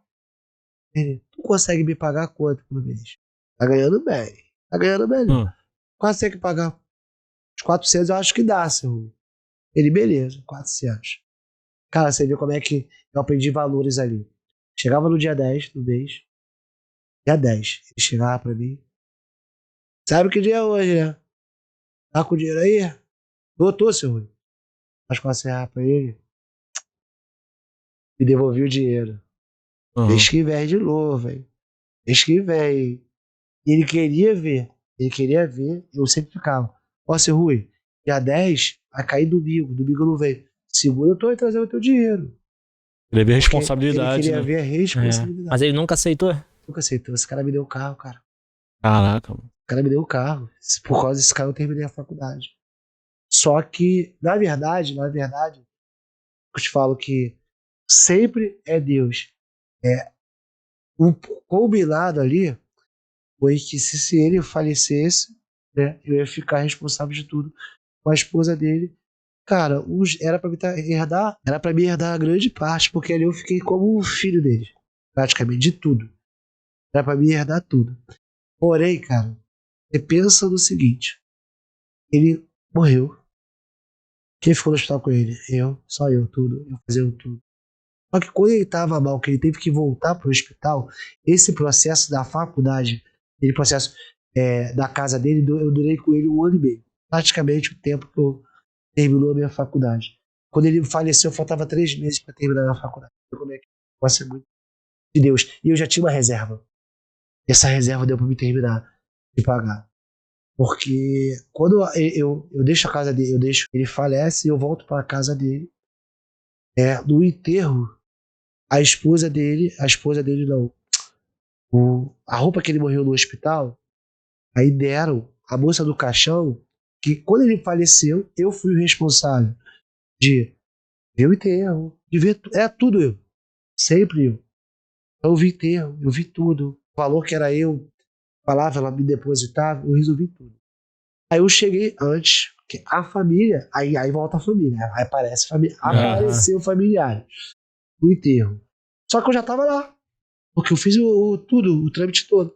A mulher me dá uma chavezinha. Tava no paletó dele, antes de morrer. Cara, eu não tive essa maldade. Beleza. No meio do enterro, eu chego e falo, dona Marlene, essa chave tava no paletó do seu. Valéria é a esposa dele. A dona Marlene é a esposa dele. Ela chora, fala, meu filho, agora só tem nós dois. Parece cena de filme, cara. Parece só nós dois. Cara, sabe que tu vê a família. Cara, pareceu tanto familiar. Tanta gente chorando ali. Tanta gente. Cara, esse cara, eu fiquei 1 ano e meio. E 1 ano e meio. Nunca fui ninguém lá. Pra falar que, não ser injusto, o sobrinho eu vim visitar 2 vezes que ele não foi visitar. Foi pedir dinheiro. Caraca. Porque na verdade não era familiar dele. Era a família dela. Ainda tinha muita gente ali. E sugando, ele né? soltava. Só que ele, cara, quando eu te falei, sempre te falei que a cabeça dele era boa. Ele tinha a cabeça boa. Então, cara, ele maldava. Ele tinha o corpo, ele maldava. Então ele já tava maldando ali. Então eu acho que aquele preparo que ele foi, que ele queria que eu cuidasse dela. Eu devolvo essa chave pra ela. Eles vão devolver o normal. Passa 4 dias, ela resolve ficar 4 dias na casa de um parente dela, porque ela tava com medo de ficar em casa, foi na casa que ele passou mal. Eu pego esses 4 dias, eu acho que eu fui pra região dos lagos com a minha família, algo assim, não me recordo. Eu tiro de 4 dias voltar pra gente jogar as cinzas dele. Tô ligando pra dona Marlene e ela não me responde. Dona Marlene, a gente não vai sair pra jogar as cinzas? Então, fulano de tal já me levou. Não precisa não. Ué? Não já. Ué, fulano de tal? Beleza. Dona Marlene, tu vai voltar pra casa que dia? Eu vou aí. Dona senhora. Porque eu fazia tudo pra ela. Só que eu tava vendo que ela sentiu uma resistência dela. Deu ir. E aí ela, não, eu vou ficar mais 1 semana aqui. Cara, eu não maldei. Falou, mais 1 semana. Pra mim, eu já tava tão, naquela época, cansado, porque financeiramente foi muito bom pra mim, mas ele foi ficando muito doente e me tomava muito tempo. Tempo de eu chegar em casa e meu telefone 2 horas da manhã tocar ela. Rafa, acho que seu Rui tá passando mal aqui. Sério? Pra minha esposa. Na de janeiro eu chamo ela de D. Melhor D. De janeiro não dá, né? Aí eu D, indo lá. 2 horas da manhã. Então eu já tava tão cansado que aquilo ali eu falei, pô, tá tranquilo. Até que enfim apareceu alguém, vou descansar um pouco. E aí ela fala, tal dia eu tô em casa. Aí ela, tal dia tá em casa, eu fui na casa dela. Uma parente dela. Já tava lá fazendo as coisinhas pra ela. Na casa. Aí eu dei na Marlene, fui lá normal, resolvi algumas coisas que ela tinha pra me resolver, mas coisas bobas já, tipo, só mercado. Então, eu vi que eu não tava com tanta autonomia. Tanto acesso, assim, né? Tanto acesso assim. Não fui no quarto. Provavelmente os parentes falaram alguma coisa. Né? Aí eu perguntei, dona Marlene, e a chave? Aí ela falou, então, Rafa. Lembra que eu falei que a camisa era muito boa? Ela não tinha muito papo na língua, não. Foi até bom que eu elogiei ela. Então, Rafa, essa chave aqui é a chave do cofre dele, das moedas. E, estranhamente, nós procuramos tudo. A gente não achou esse cofre. Dona Marlene, vamos lá, vou te levar onde está o cofre, dona Marlene. Essa é a sua da casa. O cofre não estava lá. Tava não. Só que era um cofre de moeda. Cara, eu tinha acesso ao dinheiro do cara que todo dia o cara pegava 30 mil, todo mês, pra fazer as coisas de casa, pra pagar as coisas de casa. E o cofre de moeda era o cofre do Fluminense, assim, que a gente via lá, que toda hora botava R$1. O máximo deveria ter uns 3, 4 mil reais. Besteira, né? Besteira. Pra quem tinha acesso a 30, né? Não tinha acesso a 30 só. Eu tinha acesso às contas dele também. Aí. Porque o seu Rui era... Sabe aquele cara que tu vê que ele... Eu fazia serviços pra eles que ela não sabia. Fora. Por exemplo, ele, eu acho que tinha uma amante, alguém, porque ele começou a me... Rafael, você tem que levar valor grande. 25 pra fulano de tal. Ela vai te encontrar no shopping. Porque ele já tava... Eu comecei a saber depois de outras coisas. ele sim tinha uma outra família, ele tinha alguém. Então, é aquele cara que viveu a vida, chegou a hora que, entendeu? Ficou doente. Então, quando eu fazia isso, pra fazer esse serviço grande, ele me dava R$1.000 assim na mão. Tá. Valor grande. Não tinha acesso à conta dele. Se pudesse fazer o que o cara fez com ele ali. Vale. Vai pegar um cofrinho de moeda. Fácil. E aí te acusaram de pegar esse cofre. Então, não teve uma acusação explícita, né? Explícita. Teve especulações, né? Mas teve especulações. Aí a família começou a ficar próxima. E aí ela falou que precisamos de você mais agora. E pra fazer o que tu faz, tem um motorista que faz pra mim. Tem outro que pode fazer tanta coisa pra mim. Pô, cara, e aí aquilo ali eu falei, pô, beleza. Eu tenho certeza que eu tô nesse testamento desse cara. E minha esposa falou assim, vou te falar, se for pra ter, e se for de Deus na tua vida, coisas vão acontecer. Tu viu que nesse período agora, aconteceu tanta coisa, tinha acabado de sofrer 2 acidentes de carro, sim, acidentes confusos pra mim, velocidade baixa, quero entrar na contramão e pá, empurrar a coisa. Mano, esse dinheiro, esse cara é maldito, mano. Primeiro que ele já não conquistou de uma forma lícita. Isso aí eu não provo, mas conversando com ele já não era aquela pessoa tão boa que a gente achava, né? Até então eu peguei aquele finalzinho. Nunca foi meu marido, batia muito da mulher. A mulher era uma das que acompanhava ele, mas é aquele cara que tinha uma outra vida à parte, tinha algumas coisas à parte. Pô, o cara que era contador tá com 5 milhões na conta. Tem coisa errada. Alguma coisa errada. Não tem.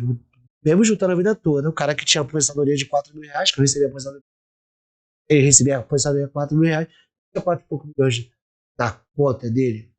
Então eu comecei e falei, cara, se não for de Deus, cara, eu não vou ficar coisa não. Por que aquilo me magoou? Magoou porque eu me dediquei àquela mulher, me dediquei àquele senhor, me dediquei, tinha ela como um carinho imenso, e pô, no final acabou dessa forma. No final, você vê que hoje eu não tenho nenhum contato com ela. Porque a família chegou e pegou dinheiro. No final, você vê, faz uns meses atrás, ela me procurou. Rafael, estão me levando meu dinheiro todo, isso, aquilo. Se você quer que eu resolva as coisas para a senhora, eu volto a resolver as coisas para a senhora, eu posso resolver. Mas a senhora precisa me dar a autonomia para me resolver. Então ela reclamava, mas eu não sei se fazia uma lavagem dela, mas não me dava essa autonomia mais. E aí, cara, não foi por mim. Por mim, eu insistia. De verdade. Aí foi minha esposa que foi acontecendo. Isso aí é o ciclo da sua vida. Fechou, apareceu naquele momento e fechou. A gente não sabe quem tá atrás disso. E, cara, tu não vai ver esse dinheiro não. Existe muito interesse por trás disso. Muita gente. E aí, por trabalhar muitos anos no hospital, eu vi muito acontecer isso, cara. Hoje minha fé, ela melhorou muito em relação a isso. Eu vi que realmente te vale o que tem. E no final de vidas, não foi só essa situação não, de tantas e tantas pessoas que morreram na minha mão. Eu pude cuidar no final de vida de ver que filhos, cara, que vai estar vivo com câncer e faz terminal. Mas os filhos já estão preocupados e brigando, não se falando por conta da herança. O cara tá vivo. Lógico que tudo tá ali dizendo que ele vai morrer, cara, mas que ele quer final é Deus, cara. E tu vê assim, cara, a gente vale o que tem. Tantas pessoas buscando coisas só materiais. E no final, que eu não prego religião, eu sempre falo isso, mas é vida. Cara, não tem como tu viver atrás só do dinheiro. Tu vive, tu vai envelhecendo e no final tu fala que tu correu louco. Tu correu atrás de uma coisa que no final, cara... Aí você fechou esse ciclo aí. Eu fechei esse ciclo. E se formou, né? Vamos partir pra nutrição agora. Vamos partir pra nutrição agora. A nutrição causa algumas polêmicas, porque cara, eu me formando, final pra me formar, eu começo a... Eu tinha um celular, vagabundo, né? Vagabundo comparado com o celular pra fazer mídia. Falei pra vocês que eu não tinha nada, sabia nada de internet, não sabia, né? E aí começo a fazer os vídeos e o pessoal ria muito e me zoar.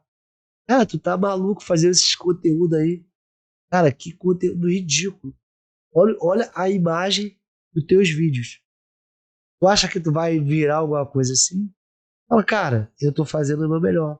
E fazia na espontaneidade. Então, tinha erros. É preciso fazer esse conteúdo já na intenção de atrair cliente para o seu... Cara, não era a intenção de atrair clientes. Mas na intenção que tá começando aquela fase de blogueiro. Entendi. Mudando ali do pessoal para um profissional. Aí eu queria contar um pouco passar conhecimento. Por que eu queria passar também conhecimento? Cara, é um cara que... Cara, eu tenho 37 anos, que eu tenho várias histórias que vivi muita coisa. Muita coisa. Uma experiência de vida, cara, de adquirida ali no dia a dia, e eu, poderia somar. Então você não falava só sobre nutrição, você falava de coisas da vida, coisas motivacionais da vida, e tudo mais. E nutrição.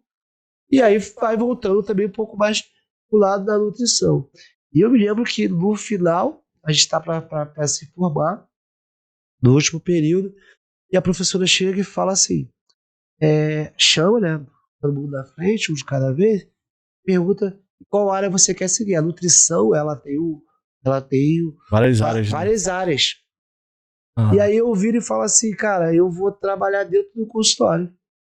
Eu vou atender. Vou criar uma metodologia diferente e vou atender. Aí ela ri e fala pra mim assim, tá. Todo mundo ri. Cara, tu é muito bobo. Beleza, mas pra tu atender, viver só de consultório, e viver de consultório hoje é 10%. 10% da nutrição. Você precisa primeiro ter uma bagagem pra você chegar. A enfermagem me deu essa bagagem, ficava rindo, pessoal. Ia pra caramba, falei, vou desenvolver o método, vou trabalhar só disso. Cara, Deus falou que era só fazer a minha parte. Vai acontecer. Eu me lembro que as pessoas riam muito disso. Cara, e... Do rio de você... Eu falar isso, que era surreal. Eu falar que eu vou viver só de consultório. Entendi. E você vai trabalhar nos hospitais, pega porque isso pra sua área, isso aí é uma coisa que não é muito comum? Não é comum.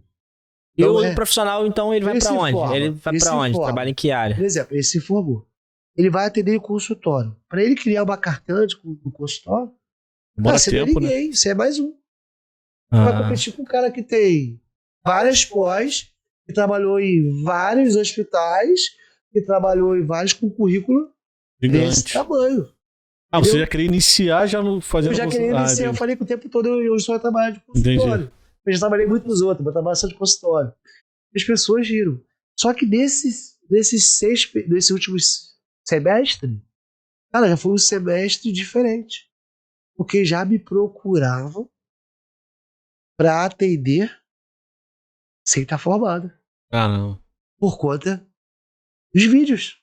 Os vídeos que as pessoas riam. Que aí você já começava a falar. E que as pessoas começavam a falar e começou a crescer devagarzinho. Porque eu já tinha o diferencial de ser conhecido em Jacarepaguá por conta do funk. Entendi. Entendeu? Então eu subo. Imagina. Funkeiro, conhecia todo mundo. Subi. Me converto, subo daquele mundo. Quando eu volto, as pessoas voltam e veem na rede social. Doutor, diferente. É isso? Não, não é ele, não. E as pessoas já queriam me procurar. Eu comecei a fazer aqueles vídeos, cara, e acreditar que, cara, vou fazer, vai dar certo, eu vou fazer parte desses 10% aí, desse 10% aí. Aí eu começo a atender, aí foi a grande falha e a grande sacada. Nesse tempo, eu fico trabalhando muito, no final da faculdade, eu me afasto de Deus. Me afasto de Deus. E, cara, a faculdade que era para terminar em 4 anos e meio, dura 5 anos e meio, e as coisas começam a desandar. Você vê que é um propósito de Deus. Aí, eu nesse período, aí começo a atender sem estar formado. Não tem nada a ver, pô. Hoje você vê, infelizmente, o professor de academia querendo prescrever dieta. O cara que é atleta prescreve dieta. O endocrinologista prescreve dieta. Os informação para exercer aquilo. Faz para um amigo, para o outro. Comecei a fazer. Falta 4 meses para terminar, não vai dar em nada. Não tem como dar errado. Só que começa a aparecer aquilo. Começa a reverberar, né? Começa tudo na faculdade. Eu lembro que eu atendia só assim, um ou outro assim. Já começavam a fazer propagar que ele atende, que eu não sei o que, e me denunciar, e me o conselho pra coisa, que isso, eu começo a ficar já meio, né, com medo. Eu vou esperar o momento certo pra fazer, mas já com aquela chance assim, cara, se estão procurando antes de formar e depois de formar. Se estão me procurando, e se eu tô incomodando pessoas, eu não sou ninguém, cara.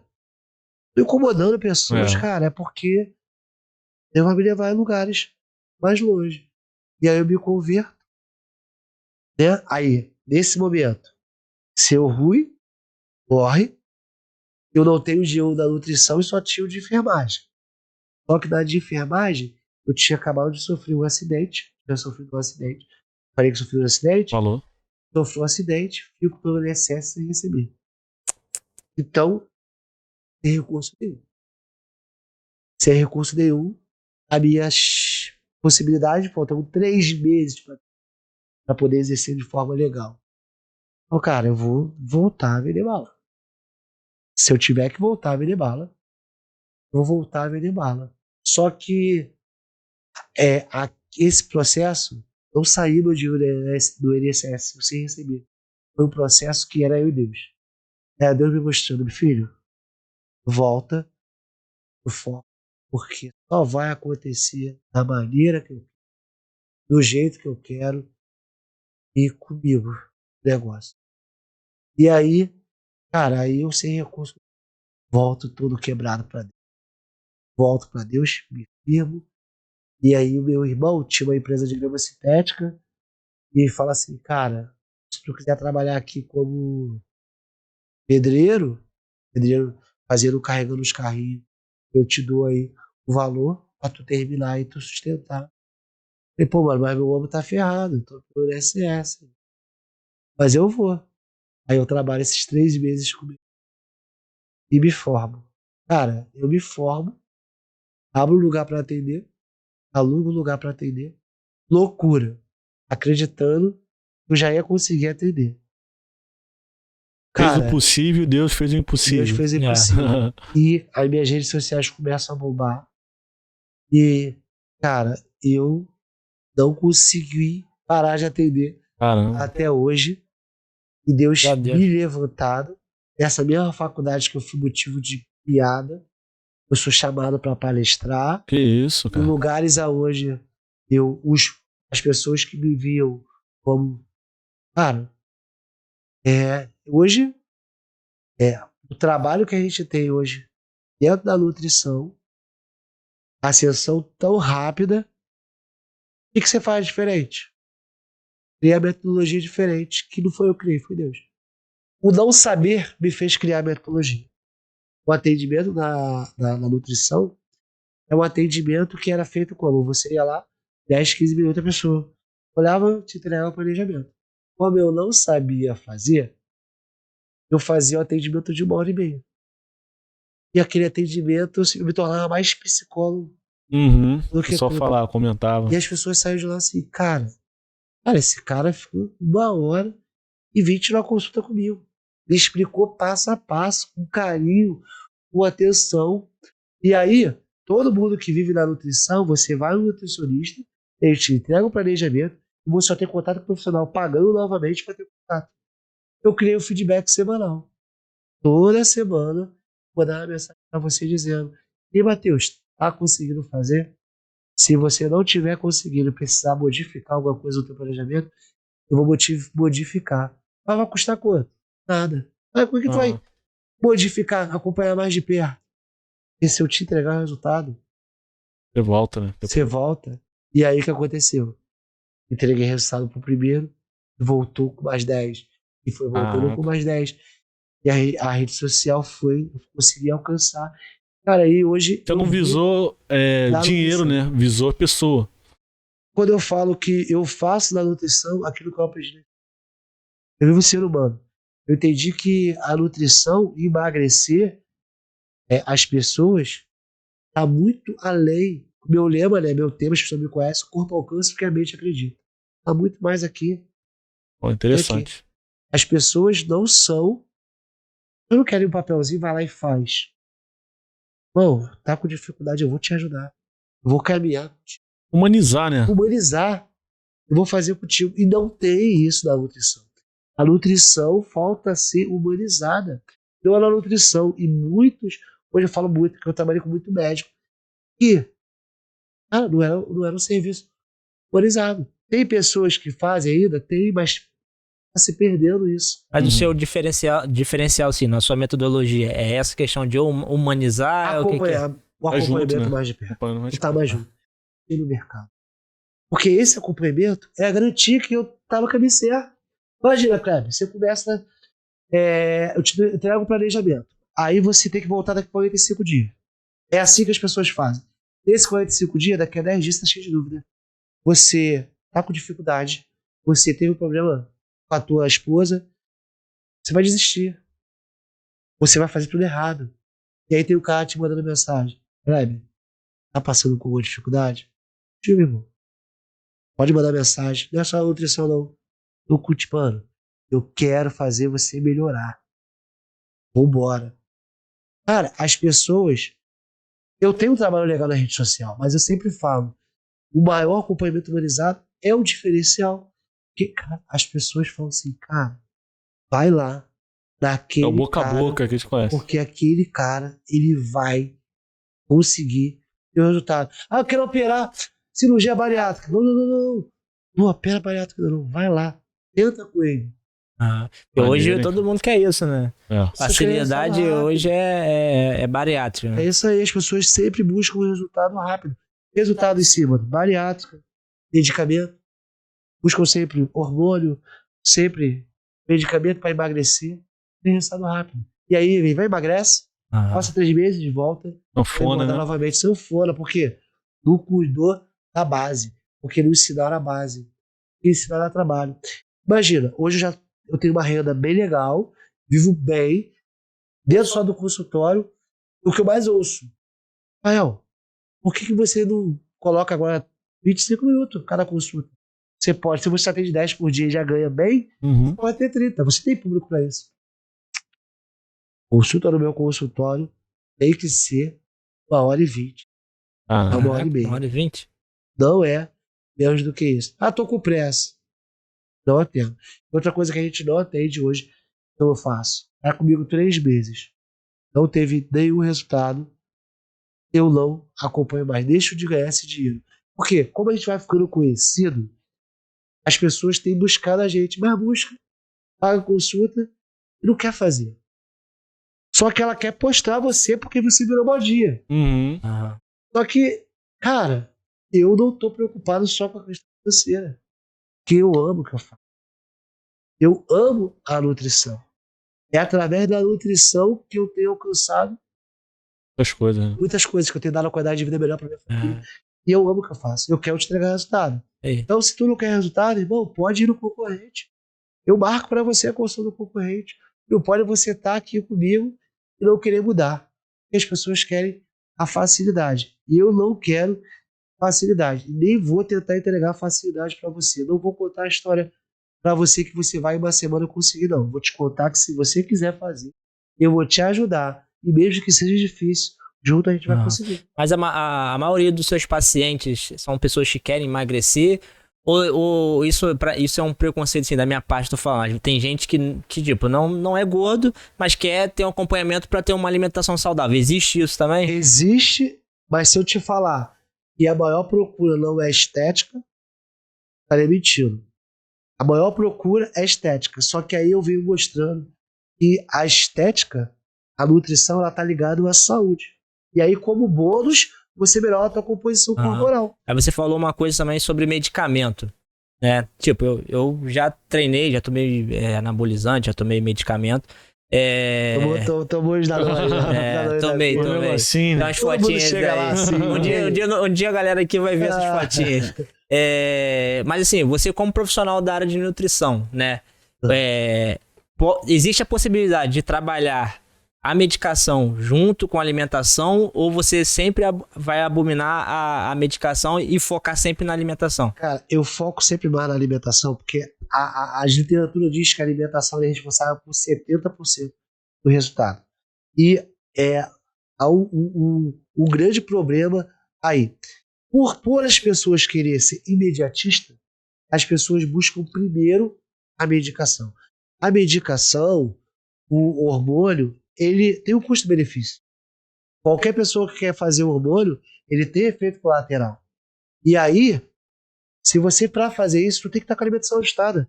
Tem que estar com uma vida ajustada, treino ajustado, sono ajustado, alimentação ajustada. A pessoa chega lá e fala assim, cara, eu quero tomar uma deca por semana, uma dura por semana. Uma dosezinha de uma dura por semana. A pergunta, você bebe? Lógico, dá para deixar de beber. Você, cara, as pessoas hoje, por conta de financeiro, muito profissional, ele passa um pano, entendeu? Cara, a minha função é te entregar o custo-benefício. Eu tenho pacientes que fazem uso de hormônio, que fazem uso de medicamento, mas cada caso é um caso. O cara é atleta, o cara quer o custo-benefício, ele acha que é importante. É uma coisa, a gente trabalha com uma equipe multidisciplinar e veio o endócrino, o hormônio, te indica aqui alguma fitoterápico, mas é um conjunto. O grande problema é que as pessoas, esse mundo, né, que as pessoas querem resultado rápido, cara, as pessoas estão negligenciando uma área e uma coisa mais importante. Eu estou escrevendo um livro, né, esse ano, o nome do meu livro é Você é aquilo que você consome. As indústrias estão preparadas para fazer você comer mal. Nós vivemos num país capitalista. Então, hoje, a linha fit que vocês veem aí, e que eu vejo as pessoas gastando um montão de dinheiro, 80% é furada. 90% dos pacientes, eles chegam lá sem fazer uso de glúten. Não, tem que tirar o glúten. Tem que cortar o pão. O glúten é uma proteína. Tem que cortar o pão francês. Por quê? A indústria disse que tem que cortar. Mas por que a indústria disse que tem que cortar? Marketing. Qual é o principal alimento que o brasileiro gosta? Pão francês. Quem é que faz concorrente do pão francês? Pão francês quem faz? Joãozinho da padaria, pequeno comerciante, emergente, nordestino, que veio tentar a vida aqui no Rio de Janeiro, né? Outras cidades são assim. Então, pequeno comerciante. Ele não tem poder de marketing. Então a Vic Bold ou qualquer empresa pão de forma, né? Que produz o pão de forma integral, as pessoas pensam que o pão de forma integral é melhor que o pão francês. E eu te falo aqui que o pão francês ele é melhor do que pão de forma integral. Mas como? O pão de forma integral ele é feito por 14 ingredientes. Você viu o prazo de validade do pão de forma integral? Você acha que nesse tempo, no calor que nós temos hoje, o pão francês, você pega de manhã, compra de manhã, de noite está duro. Correto? Correto. O pão de forma integral, durando 45 dias, molinho, tá cheio de conservante. Aí você começa a entender o capitalismo. Mas por que as pessoas estão comendo pão francês? A empresa milionária, ele investe em publicidade para falar mal da concorrente que não tem poder aquisitivo para isso. Verdade. Então as pessoas estão utilizando, indo cada vez pior, atrás de alimentos que são feitos pela indústria. E quando você estiver abrindo mais do que descascando, alguma coisa está errada. Então, eu venho entregar resultado da nutrição dizendo para você o seguinte: primeiro, a tua saúde. E segundo, estético. Fazer uma pergunta para vocês agora. Eu vou fazer a pergunta para vocês. Já reparou que 10 anos atrás, quando a gente falava de câncer, era uma doença de idoso? Infarto? Verdade. Idoso? Agora muito jovem, né? Muito jovem. Intolerância à lactose, a glúten eram doenças que não faziam parte da nossa realidade. Hoje muito alimentação. Você tem um filho, e aí, como é que a indústria já vê? Vai teu filho para a escola. 90% das crianças hoje na escola.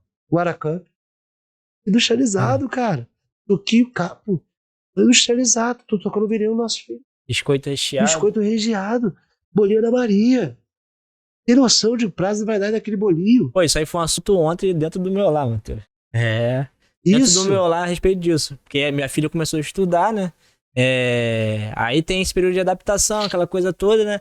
Aí, tipo, na primeira semana, minha esposa manda um montão de coisa, né? Aí, tipo, na segunda semana eu já falei, poxa, vamos tentar mandar alguma coisa mais saudável, né? Pra ver se a criança consegue, né, se adaptar. Que minha filha sofre de prisão de ventre, aquelas coisas todas, né? Aí a esposa, não, isso aqui é saudável, isso aqui. Eu falei, cara, bota 2 nozes em cima e 1 quilo de sódio, aí você fala que é saudável só por causa da noz que tá ali em cima ali? Surreal. É isso que a indústria tem feito.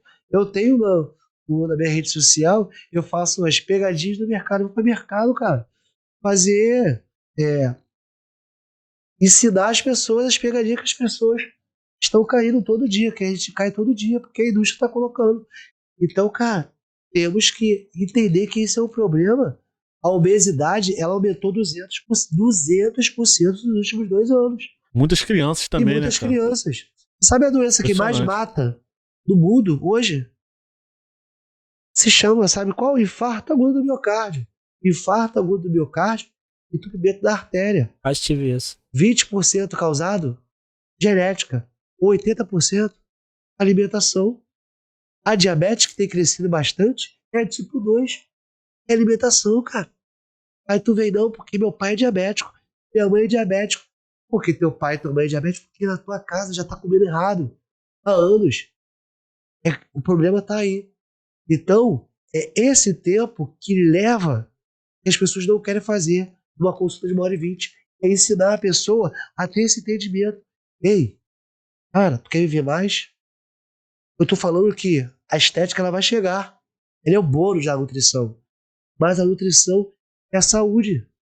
E a saúde, pô, eu vejo hoje especialista em emagrecimento.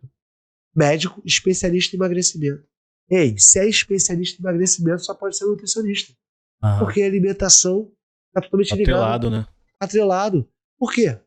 Porque buscam hoje médicos para te entregar um monte de remédio. Não tem como. Alguma coisa está errada nisso. E eu bato nesse sistema. E a minha missão, como não só a nutrição, mas como alguém que faz isso por amor, é dizer que, irmão, que você é aquilo que você come. O alimento hoje, que é o alimento, pior alimento que a indústria nos fornece, se chama miojo. Eu te digo que 52 países no mundo não aceitam miojo. No Brasil é vendido barato e você leva para tua casa. Principal causa do infarto agudo do miocárdio, câncer. Miojo. E a gente está brincando aí com a alimentação. Então, assim, dá para emagrecer, dá para melhorar o teu shape, hipertrofiar também, que as pessoas procuram. A gente pode utilizar algum medicamento, algum fitoterápico, ou pode, junto com uma equipe multidisciplinar, chamar o endócrino e a gente cuidar da parte hormonal, mas isso é através de exames e é para poucas pessoas, não igual tem sido feito hoje, como se fosse algo normal. Pô, interessante, Rafael. Uma coisa que eu percebi na tua história, assim, que você sempre se destacou muito nas coisas que você faz, né? Tanto agora na nutrição, lá na enfermagem você também foi reconhecido posteriormente, do rapaz, e tanto também lá no hospital. A galera vinha sempre falando, pô, cara, obrigado pelos toques e tudo mais. E sempre teve. E no funk também, você também se destacou. Na venda, enfim. Então, cara, pô, é esse tipo de história que a gente realmente quer aqui. E fico muito feliz de ver também esse teu diferencial que você fala. Pô, eu foco no humano e não no dinheiro. E tem tudo a ver com o pôr no sofá, entendeu? É isso. E tem tudo a ver com a história, né? E tem tudo a ver com o que vocês propõem e tentam passar. Por isso que para mim é um prazer estar aqui hoje, porque eu vejo, eu não sou só, estou aqui hoje, mas eu acompanho. Obrigado. E a gente precisa de histórias de pessoas que inspiram outras pessoas. Nós estamos aqui para inspirar outras pessoas. E eu sempre falo, cara, você é do tamanho do seu sonho. Você não precisa limitar o seu sonho, não. Você vai conseguir. Você precisa acreditar que você pode fazer, cara, e plantar. Hoje eu tô colhendo o que a gente planta. É aquilo que a gente falou. É o plantar sem querer nada em troca. É o fazer que as coisas acontecem. E Deus tem sido bom e tem me proporcionado isso, graças a Deus. Eu costumo falar que você não pode reclamar da sua colheita. Você tem que questionar e pensar sobre a sua semeadura. E é a sua semeadura que vai mostrar muito aquilo que você vai colher lá na frente, né? E, tipo, você é prova viva disso, né? Você teve a oportunidade de semear mal na vida das pessoas e escolheu fazer o bem, né? Teve a oportunidade de escolher um outro caminho e escolheu, né, o caminho de ser um profissional de destaque na tua área, em todas as áreas que você passou, não só na nutrição hoje, né? E eu fico muito feliz também de ter você aqui no Pod no Sofá e que a gente fala, né? A gente gosta de dar palco, né? E holofote a histórias como a sua mesmo. Você não é tão anônimo assim, né? Mas, né, com certeza a gente tem um público diferenciado do que você costuma ter lá nas suas redes sociais. E essas pessoas também vão, né, ouvir também essa história inspiradora que você tem. Parabéns, cara. Obrigado. Quero estar mais uma vez aqui. É isso que eu ia falar. Eu ia reafirmar aqui. Porque o convidado já passou pelo sofá de lá, pela poltrona de lá. Isso. E aí agora ele vai voltar aqui um dia oportuno, como apresentador aqui do nosso lado. E, cara, a gente tem certeza que vai ser uma experiência bacana, que é diferente, pô. Hoje tá desse lado de cá, a gente, querendo ou não, a gente aprende muito mais aqui desse lado. Eu costumo até falar muito com o Kleber, que nessa brincadeira que a gente faz aqui, né, vamos falar assim, quem aprende mais somos nós, cara. Que a gente vê milhares de pessoas, 30 e poucas pessoas já se passaram aqui. E, cara, tipo, cada um tem uma particularidade e tudo mais. A gente sempre tá aprendendo cada vez mais. E aí, quando você estiver lá de casa, você vai lembrar do que eu tô falando aqui hoje. Você vai ver, caramba, talvez um outro nutricionista falando o ponto de vista dele, fala, caraca, eu nunca pensei nisso. E é bacana. E esse convite tá aqui, ó, tá gravado. Vai chegar lá pra você, pode ter certeza. E não vai demorar muito. Se Deus quiser, já num outro local também, né? Com certeza. Deus spoiler aí, né, galera? Mas vai ser breve. Eu já quero conhecer esse local. De verdade, cara. Obrigado mesmo por acreditar aí, por acompanhar. Obrigado a vocês, obrigado pelo convite. Obrigado por esse trabalho que vocês têm oferecido e que eu já vejo vocês lá no futuro muito maior. Cara. E aí você falou de plantação, né? As pessoas falam assim, caraca, olha onde eles estão. Plantando. Estão plantando, exatamente. A colheita vai chegar. Eu falo muito pro Kleber isso. A gente às vezes desce, né, pra criar raiz e depois quando sobe, a gente sobe mais forte, né, cara? A palmeira desce pra baixo, cria raiz primeiro. Depois sobe, é isso. Depois sobe. Cara, uma honra mesmo te ter. O Pod Sofá tá sempre aberto pra você, pra vir aqui. Pode sempre. E a galera, semana que vem, a gente tá aqui de volta. Isso. Já no dia correto, terça-feira, né, Kleber? Isso aí. E você que assistiu até aqui e não deixou seu like, não se inscreveu no canal, tá com uma dívida com a gente, né, Matheus? Já tá, né? Pelo amor de Deus. Ó, pra gente não estender muito, @Pod no Sofá em todas as redes sociais que você conhece, você vai achar a gente. E a todas mesmo. Você pode lançar lá no Kawaii, pode lançar lá no Deezer, na Apple Podcast, o que for. Você vai achar o Samsung Podcast, tem tudo. Tem tudo, de verdade. No Spotify também, né? Enfim. Isso aí. Nos siga no Instagram e um beijo. Até semana que vem. Beijo.